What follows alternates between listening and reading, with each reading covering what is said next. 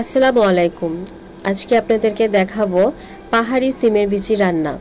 তো এই পাহাড়ি সিমের বিচিগুলো আমার আব্বা মাহফিলে গিয়েছিল চট্টগ্রাম, ওই চট্টগ্রাম থেকেই নিয়ে এসেছে কিনে। তো প্রায় 1 বছরের কাছাকাছি হয়ে গিয়েছে, তারপরে আমাদের শেষ হয়নি। এখন আজকে রান্না করছে আম্মা। তো এই সিমের বিচিটাকে আমরা পাহাড়ি সিমের বিচি নামেই জানি। এই সিমের বিচিটা আগে সেদ্ধ করে নিতে হবে হালকা ভাপ দিয়ে, তা না হলে একটা কাঁচা যে গন্ধ, ওই গন্ধটা আসে।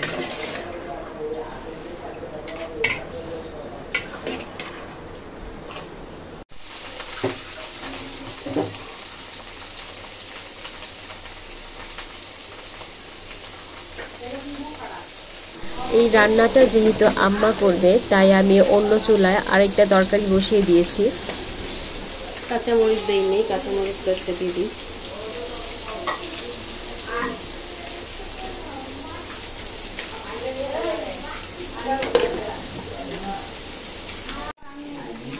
তো সিমের বিচি রান্না করার জন্য মাছ ভাজা হচ্ছে।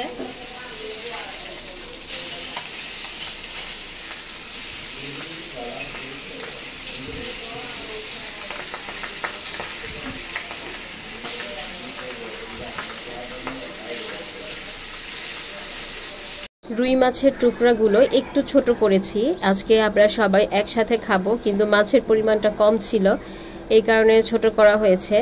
আর এই সিমের বিচিটা কিন্তু চিংড়ি মাছ বা রুই মাছ দিয়েই বেশি মজা হয়। আর আম্মাকে বলেছি কাঁচামরিচ একটু বেশি করে দিতে, ঝাল ঝাল খেতে অনেক ইচ্ছে করছে, তাই আম্মা অনেক কাঁচামরিচ দিয়ে দিয়েছিল।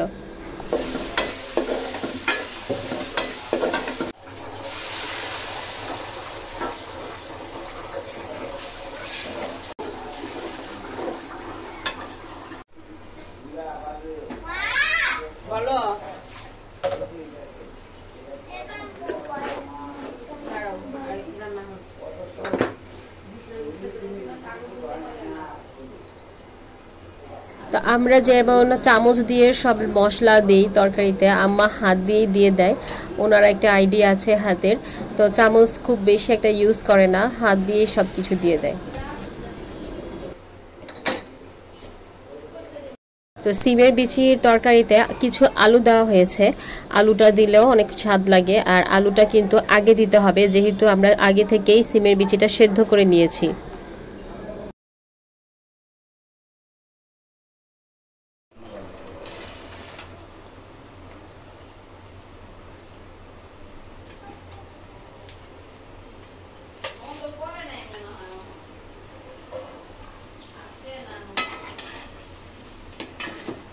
আজকে 7 মিনিটে বন্ধ করছিল কারেন্ট।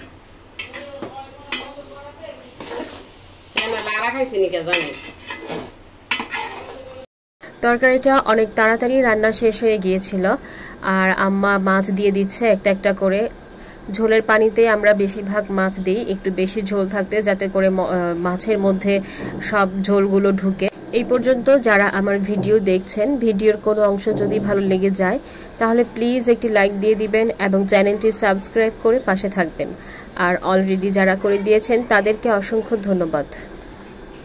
তো সিমের বিচি রান্না করা শেষ, আর দুপুরবেলায় আমরা সব খেয়ে ফেলেছি, যেহেতু একসাথে সবাই খেয়েছি। দুপুরেই তরকারি রান্না শেষ হয়ে গিয়েছে, আর রাতের জন্য এখন আম্মা এক গামলা আলুর ভর্তা করছে। রাতে আলুর ভর্তা আর ডিম ভেজে সবাই ভাত খেয়ে ফেলবে। তো আমি যেহেতু অসুস্থ ছিলাম, এই জন্যই আম্মা আসছিল। আম্মা আসার পর থেকে আর একদিনও অসুস্থ হইনি, আলহামদুলিল্লাহ। আম্মাই সব কিছু করছে, রান্না বান্না, আর আমাদের যতটুকু করার আমরা করছি। কিছু কিছু রান্না আমরাও করছি। সন্তানের অসুস্থতার কথা শুনলে কোনো মা বাবাই কিন্তু বসে থাকতে পারে না। আমি যখন অসুস্থ হয়ে গিয়েছিলাম, আম্মা আব্বা প্রায় 1 থেকে 1.5 ঘন্টার মধ্যেই বাসায় চলে এসেছে। তো এতদিন আমাদের কিছুই করা লাগেনি, আম্মা আব্বা দুজনেই সব কিছু করেছে।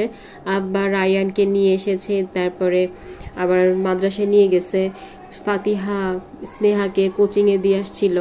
তো আমাদের এত টেনশন থাকে নাই। তো কালকে যেহেতু চলে যাবে, আবারও শুরু হবে আমাদের ডিউটি। আলুর ভর্তা করছে। আমার আম্মার আলুর ভর্তা কিন্তু অনেক মজা হয়। তো আম্মা বলেছিল যে আমাকে করতে, এখন ফাতিহার বাবা বলছে যে আপনিই হচ্ছেন বেস্ট আলুর ভর্তা করার জন্য, এই ভর্তাটা আপনিই করেন। তো আম্মাই করছে। এখনকার যে আলুগুলো ওইগুলো সবগুলো মিষ্টি হচ্ছে, মানে আলুর ভর্তা করেও কিন্তু ভালো মজা পাওয়া যাচ্ছে না। তো এই আলুর ভর্তা যখন করেছে একদম মিষ্টি লেগেছিল, তো অনেকগুলো শুকনো মরিচ দেওয়া হয়েছে, তারপরেও কেমন যেন মনে হচ্ছিল যে মিষ্টি আলু। আজকের ভিডিওটি খুব বেশি বড় করব না, আবার মেয়ের পরীক্ষা চলছে যার কারণে ভিডিও করতে পারছি না খুব বেশি। আরেকটি কথা, আজকে এইচএসসির রেজাল্ট দিয়েছে, তো পাশের হার আমার মতে খুবই কম, মাত্র 56%। তো যারা যারা ভালো রেজাল্ট করেছে তাদের জন্য শুভকামনা, দোয়া করি সবার মনের আশা পূরণ হোক। তো আজকে এই পর্যন্তই, পরবর্তী ভিডিও দেখার অপেক্ষায় থাকবেন। আল্লাহ হাফিজ, আসসালামু আলাইকুম।